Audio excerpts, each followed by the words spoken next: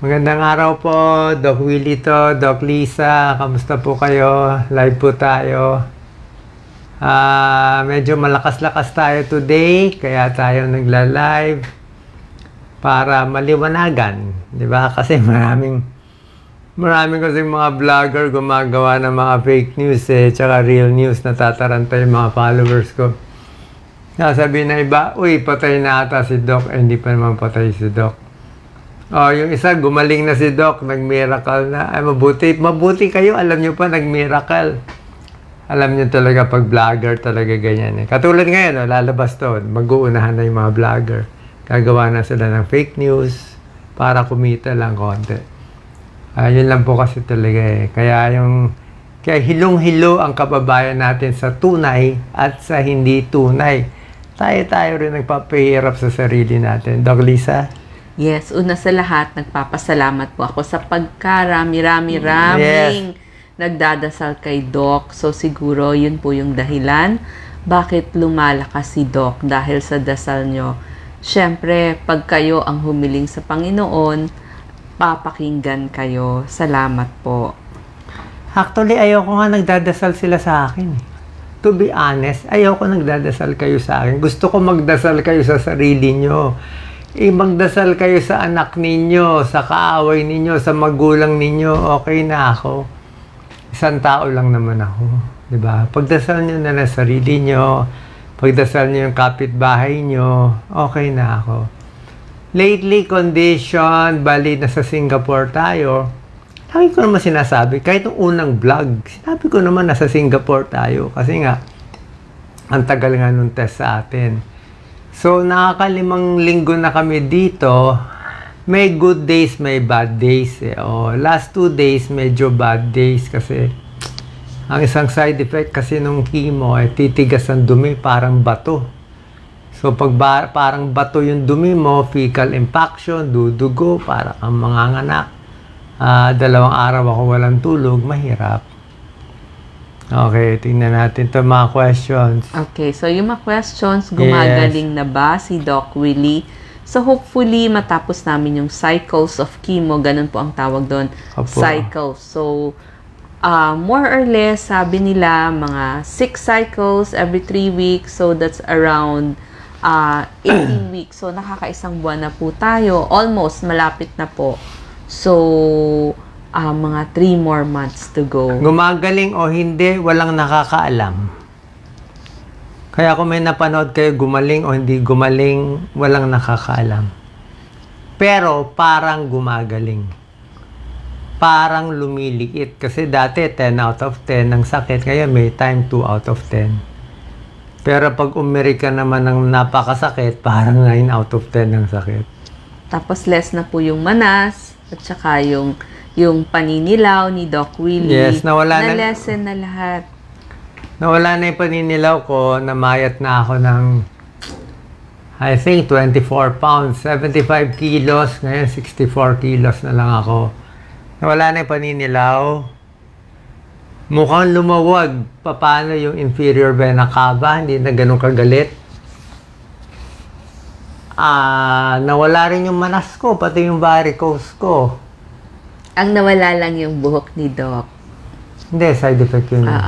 Sabi nga nung doktor ko, si Dr. Ang Peng Tiam, Singapore doctor, di bali na masira lahat, ulo, mata, tenga, basta patayin niya ang cancer na yan.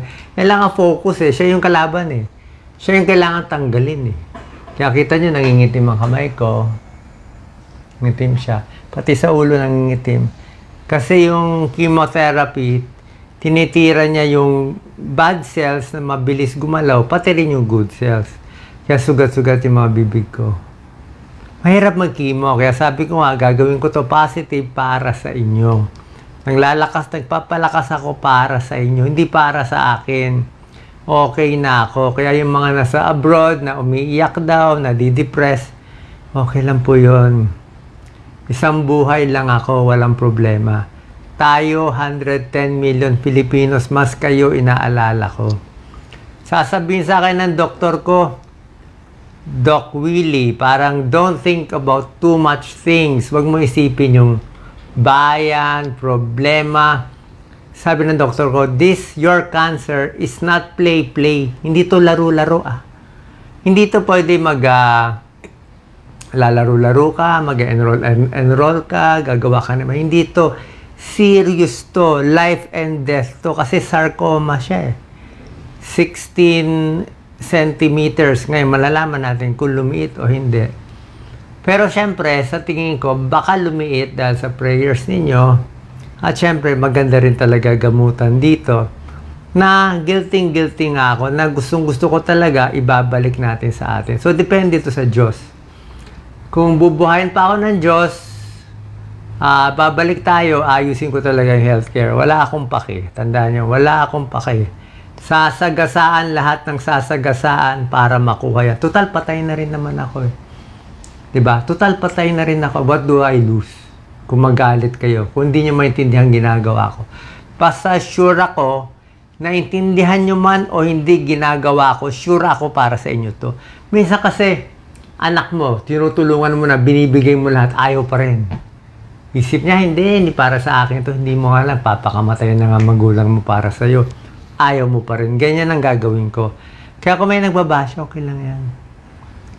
Tiis lang tayo dito. So, yun lang sa mga fake news na namatay na daw ako o may sinasabi si Doc Lisa na umiiyak ka daw. Puro fake yun.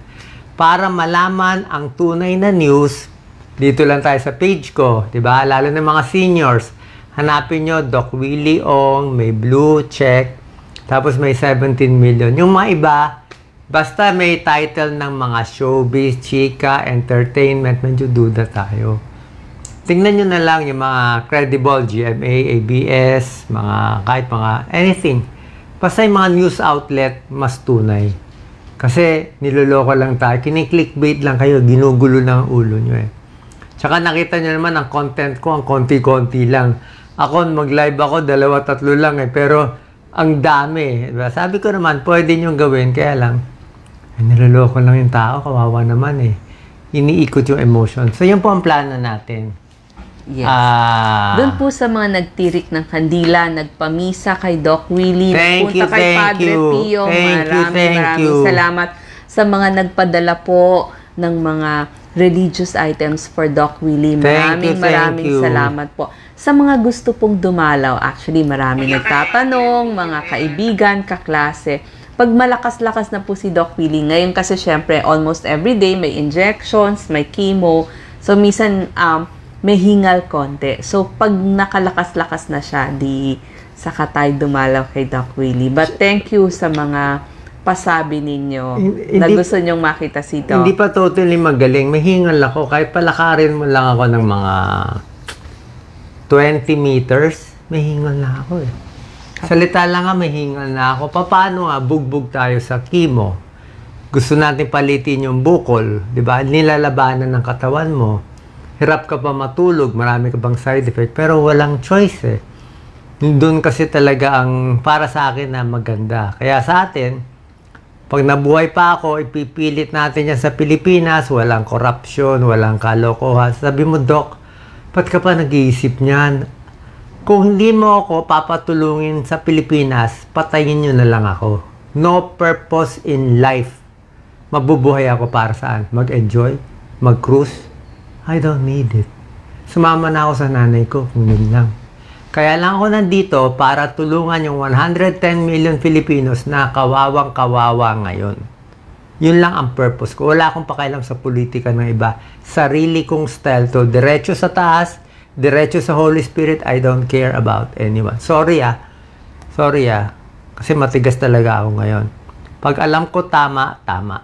Pero pag wala nang buhay, di wala na. Pero so far pa naman, binubuhay pa naman tayo ng Diyos. So habang binubuhay tayo ng Diyos, request ko lang, kung mahal nyo ako, tulungan nyo na lang yung kaibigan nyo, makipagbati kayo sa magulang nyo, makipagbati kayo sa best friend mo na naging kaaway mo. Doon ako masaya. Magbigay tayo ng pera, pagkain doon sa mga pulubi, sa lansangan natin, sa mga overseas worker. Gumawa lang kayo na mabuti. Happy na ako. Happy na ako. Okay? So, any more questions? Yes, okay. So, yun nga pala po, yung mga nag-alaga kay Doc Willie dito sa hospital, almost 50% talagang mga world-class nurses na Pinoy. Pinoy lahat. Ang gagaling. Kasi may nag-message po sa atin mga nurses from Germany, from the US, yung ating mga galing. kababayan na nasa healthcare at yung hindi rin sa healthcare. Maraming salamat po sa inyo. So, ang mga questions, yung mga naghahantay, kailan daw ulit mapapanood si Doc Willie. Siyempre, ngayon medyo yung mga lives namin hindi madalas. So, pipilitin ni Doc, pag malakas, good days, di itatry. Ako naman po, pipilitin ko kasi parang yung journey namin, dati hindi ko gaanong natatouch yung cancer, paano mag-alaga ng mga cancer patients. At kung ikaw mismo yung cancer patient, pag may oras na po ako, I'll try to do that. Una-una, wala akong balak mag-content ng health. Baka si Doc Lisa, I have no more plans to content sa health.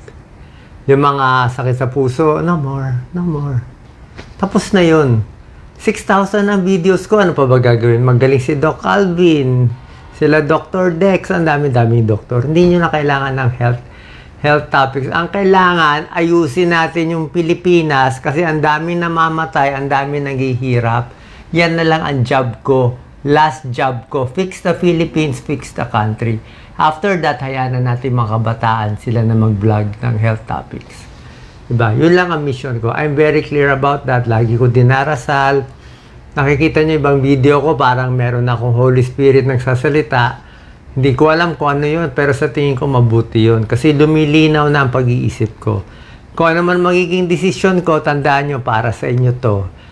Kung gusto pa tayo ng Diyos mabuhay, tumulong sa Pilipinas, okay. Pag ayaw na, di okay. Pero, hindi ako give up. Yan lang ang purpose ko. Magagalit ang doktor ko pag nalaman nila, ito ang plano ko. Hindi ko nga sinasabi. Hindi ko nga sinasabi na, dapat isipin mo paano kumain, paano mag-enjoy. Ayaw ko mag-enjoy. Mas enjoy ako. Kausap kayo, nakikita yung mga mahihirap dyan. Yun lang ang goal ko. Kailangan naman magpakita naman tayo ng diba, kita mo yung mga santo, ang babait ng mga saint nila, Jesus, mga mababait na tao, very selfless. Eh tayo, konting pera lang, konting scam lang, konting fake news lang, kawawa naman yung kababayan natin. Paano tayo uunad kung puro tayo ganyan, di ba? Hindi pwedeng sobrang ganoon, di ba? Huwag pera-pera. In the end, malulugi rin kasi tayo. Anyway, yun lang naman. So far, so good. Ngayon, problema ko pa sa tiyan kasi itong bukol, kahit lumit siya, mukhang nakabara siya sa small intestine. Hindi gano'ng gumagalaw yung bituka ko, kaya hirap na hirap ako. Meron lang position na hindi pa nahahanap. So, it might take me a few more weeks. Siguro by November matatapos na. And makakauwi ako by December. And who knows what will happen. Basta lahat ng gagawin ko para sa inyo. Okay lang magbasa daw nakuha yung cancer. Tingin ko is bashing. Bashing, negative. Kasi wala talaga akong risk factor. Tsaka, hindi naman masama. Kahit naman nakabukol ako, naging close naman tayo. Diba? Hindi ako nakabukol, hindi nyo na rin naman ako papanoorin. Wala na kang 500 yung nanonood sa akin. Kaya nakabukol ako, 50,000 naman nanonood. Siguro okay na yun. It's a good deal. Basta, mahal na mahal ko kayo habang nasa mundo ako. Pag namatay na ako, let's say namatay ako, aalagaan ko kayo from above. Promise ko yan. Aalagaan ko kayo from above. That's my promise. Okay? So far, so good? Yes, opo. Doon naman po, naging journey natin to. So, kailangan aware tayo kung may lahi po tayo ng cancer sa pamilya. So, maganda po, magpapa-check up tayo. Kaya doon po pumapasok yung ating blood test, yung ating x-ray, tsaka yung ultrasound. So, meron naman po mga basic na kailangan natin gawain kada taon. So, gawin po natin yon para maaga mahuli ang cancer or kahit anong sakit na nagsisimula sa ating katawan. Pag sa Pilipinas, basic CBC X-ray. Pag sa ibang bansa, PET scan, POG. Para tayong grade 1, nakakaya naman. Tayo papayag ganun. Kaya nga ako pinunta dito, namulat na nga eh. Matagal na nga mainit ulo ko eh. Ngayon namulat pa lalo. Nako, my God. Unstoppable force tayo ngayon. Kasi nga eh, kayo, nakakaplano pa kayo ng next year, makakasama ko yung anak ko. Next year, mag-18th birthday. Ako, wala na akong plan. Ang plan ko lang next week, next month, mabuti kumabot ako ng next year. Yun lang ang plano ko. Kaya pag maiksi ang plano mo, mas mabilis ang speed. So, wag masyado mag-alala. Okay lang ako, isang tao lang ako. Itong 110 million, mas kailangan natin alagaan. Kung man mangyari sa akin, maging mabait, huwag magloko, love, forgiveness, and compassion. Yan ang pinakamagandang may tutulong ko sa inyo. Okay? God bless po. Yes, sabihin ko lang, maging kind tayo sa bawat masasalubong natin. Tama. Kasi hindi natin alam, bawat isa sa atin may pinagdadaanan. So, show kindness. Baka kaya lang silang masama yung pakiramdam, meron palang nangyayari sa buhay nila. So, unawain po natin. Salamat sa lahat. Salamat sa stars. Pero hindi kayo kailangan magbigay ng stars. Hindi kailangan. Wala. You don't need to give me anything. I'm okay. Tayo ang magbibigay. Ha? Marami pa akong gagawin. Pinipray ko. Baka hindi nyo maintindihan. Basta isipin nyo lang kung anong gagawin ko. Feeling ko ito, mission ko sa mundo at makakatulong sa Pilipinas at sa buong mundo. God bless. Thank you. Thank you. Salamat po.